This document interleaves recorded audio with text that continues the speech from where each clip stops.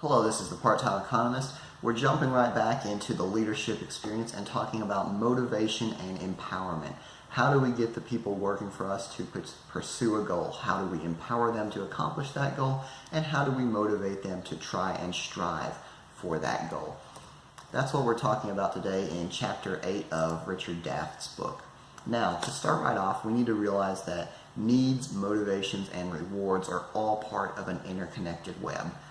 According to the book, needs are basically anything that we want and that we're willing to work for.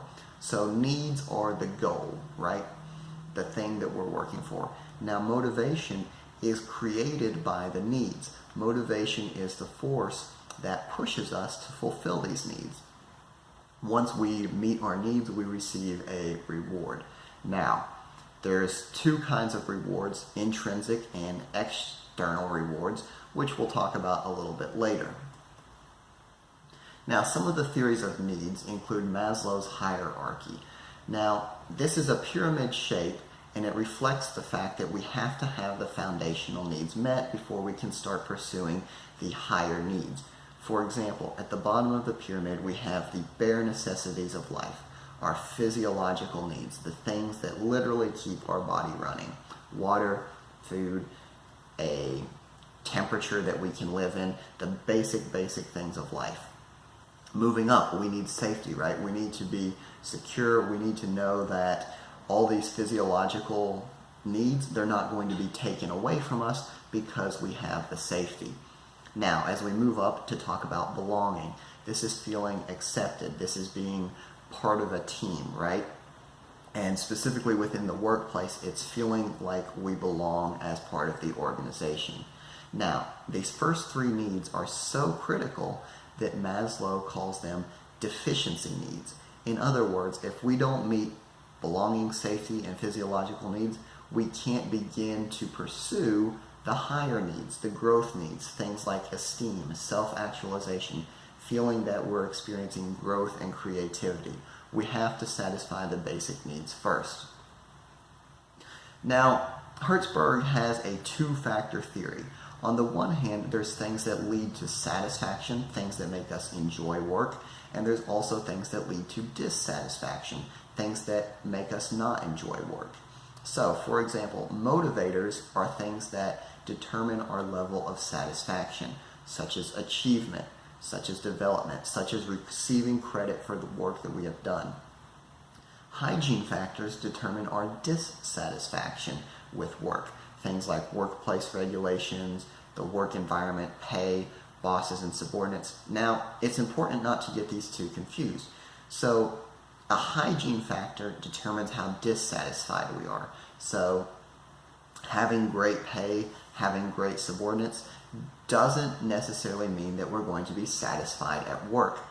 Hygiene factors simply eliminate dissatisfaction, right? So if we have a good work environment, we have good regular working regulations, these are going to have a low level of dissatisfaction. Now, if we want to be satisfied in the job, we need achievement. We need to feel like our contributions are being valued and that we're receiving credit for what we're doing for the organization. Now, as we move on, they also talk a little bit about behaviorism. Now, behaviorism is trying to encourage or discourage a behavior through either rewarding or punishing. And it can get a little bit confusing because we have both positive and negative punishment and positive and negative reinforcement. So, to make it easier, I've divided the green things into the things that are good for us. Even though negative reinforcement sounds negative, it's in the green because it's good for us. So, positive means we are getting something, right? Under positive reinforcement, we are getting something good for doing a task that the employer wants us to do, right? So an example of positive reinforcement would be getting a raise after a solid year of performance. We're getting something that's designed to encourage a specific behavior.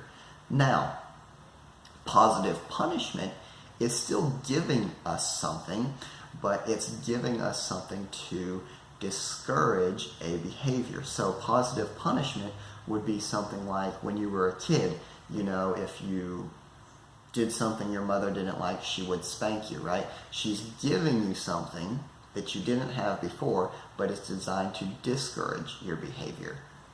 Now, as we move on to negative reinforcement, negative is having something taken away, right? So let's say that we have been grounded, right? This is a true story. I was grounded for a week when I was younger, but I helped my dad cut some firewood, I helped him with some yard work, and as part of my negative reinforcement, he said, I can take away your grounding. I can cancel it early, because he was giving me negative reinforcement. It's green, it's reinforcement because he wants me to continue helping. He wants me to continue helping him with the yard work, the splitting wood, but it's negative because he's not actually giving me anything. He's taking away something negative. Now, negative punishment, because it's punishment, it's trying to discourage a specific behavior, but it's negative, so it's taking something away from us. So let's say that you're a teenager, you stayed out way too late. Negative punishment is your mom taking away your car keys. She's not spanking you, she's not doing anything bad to you, she's taking away something good so that she will discourage that behavior. So that's behaviorism, and hopefully it clears it up. Just remember, anytime you hear reinforcement, it means you're trying to make sure that a specific behavior happens again. Anytime you hear punishment, whether it's positive or negative, they are trying to discourage a specific behavior. Now, expectancy theory is kind of illustrating how people decide to either pursue something or not to pursue something. So, according to this theory, people say, will my efforts lead to performance, right? Will my efforts actually be able to accomplish something? So let's say that I'm trying to become an author, right? I'm thinking in my head, am I going to be able to do this writing and make a good book, right? So then let's say that I satisfy myself and I say, yeah, I think I could write a good book. Now, will my performance lead to an outcome? So I'm not writing this book because I want to write. Let's say I'm doing it because I want to become rich. So even if I write a good book, will it lead to my outcome of being rich? Then let's say yes, it'll lead me to becoming rich.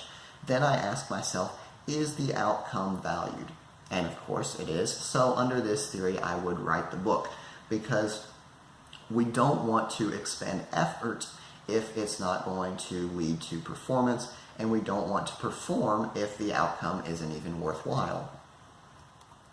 Now, putting it all together, we have different kinds of needs. We have positive and negative reinforcement. We have motivation. We have the drive for self-actualization.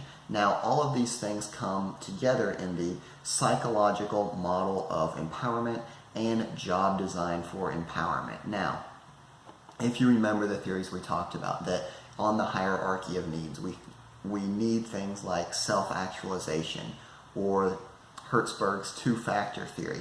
We need to feel like our achievements are recognized. We need to feel like people understand that we're doing a good job. We need to feel creative. We need to feel like we're actually making a contribution.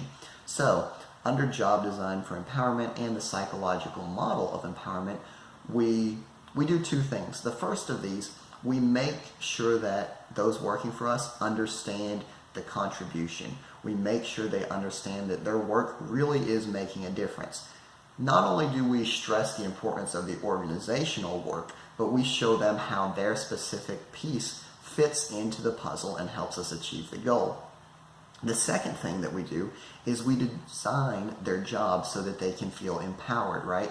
We give them the ability to make meaningful decisions, right? They're not simply a drone that does exactly what they're told. They are given the ability to make real meaningful decisions, because when they make these meaningful decisions, one, they get to grow, right? So they're experiencing one of those higher order needs on Maslow's hierarchy, the need for growth, but they're also feeling empowered, right?